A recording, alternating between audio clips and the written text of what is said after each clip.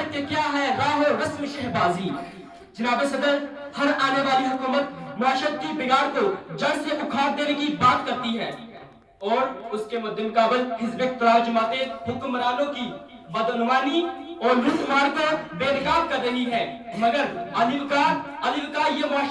معاشرتی بگاڑ کا درخت ہے کہ دن بہ دن تناور سے تناور ہوتا جا رہا ہے، اور دوسری طرف عوام حیران و پریشان ہے کہ ہر ادارے کا سربراہ یہ کہتا نظر آتا ہے کہ ہم معاشرتی بگاڑ کو ختم کرنے کے لیے مجاہدانہ انداز میں شب و روز محنت کر رہے ہیں، مگر پہلے بدعنوانی کرتے ہو، کہاں سے جلوہ گر ہو کر آتم بو کی صورت میں ہم پر حملہ آور ہوتے ہو تو جناب والا شاعری کا قلم کیوں کر خاموش رہے، شاعری کا قلم کیوں کر خاموش رہے کہ میں جرم خاموشی کی صفائی نہیں دیتا، میں جرم خاموشی کی صفائی نہیں دیتا۔ ظالم اسے کہیے جو دہائی نہیں دیتا، چرکے بھی لگے جاتے ہیں دیوار بن کر اور دستے ستم گر بھی دکھائی نہیں دیتا، دستے ستم گر بھی دکھائی نہیں دیتا۔ جناب صدر، میں ببانگ دہل کہتا ہوں کہ معاشرتی بگاڑ کا ذمہ دار بدعنوانی ہے۔ اگر ہمارے معاشرے سے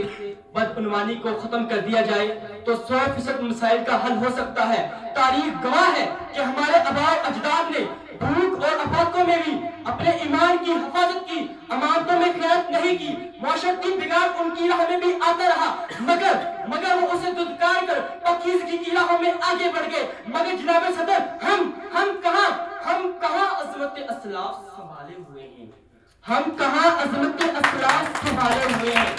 بس کرے عشق سے ماتھے کو اجالے ہوئے ہیں۔ میں بھی پھر بیٹھ گیا دیکھنے قصہ ہے کیا، ریت گیلی ہے یا پھر پاؤں میں چھالے ہوئے ہیں، ریت گیلی ہے یا پھر پاؤں میں چھالے ہوئے ہیں۔ سامعین،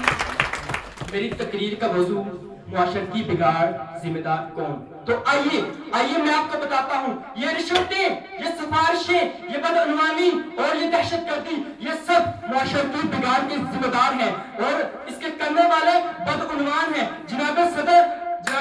کاش ان بدعنوانوں کو اقبال کا وہ شعر یاد آ جائے، کاش ان بدعنوانوں کو اقبال کا وہ شعر یاد آ جائے کہ اے طائر لاہوتی اس رزق سے موت اچھی،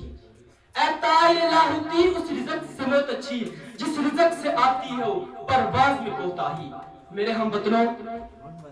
اگر ہم پاکستان کو اسلام کا قلعہ بنانا چاہتے ہیں تو ہمیں رشوت، سفارش، بدعنوانی، دہشت گردی اور ہر اس غیر قانونی کام سے پاکستان کو بچانا ہوگا جو پاکستان میں معاشرتی بگاڑ اور بدعنوانی کا سبب بن رہے ہیں۔ تبھی جا کر ہم پاکستان کو اسلام کا قلعہ بنا سکتے ہیں۔ میں اس شعر کے ساتھ آپ سے اجازت چاہوں گا۔ نہیں ہے نا امید اقبال اپنی کشت ویراں سے، نہیں ہے نا امید اقبال اپنی کشت ویراں سے، ذرا نم ہو تو یہ مٹی بڑی زرخیز،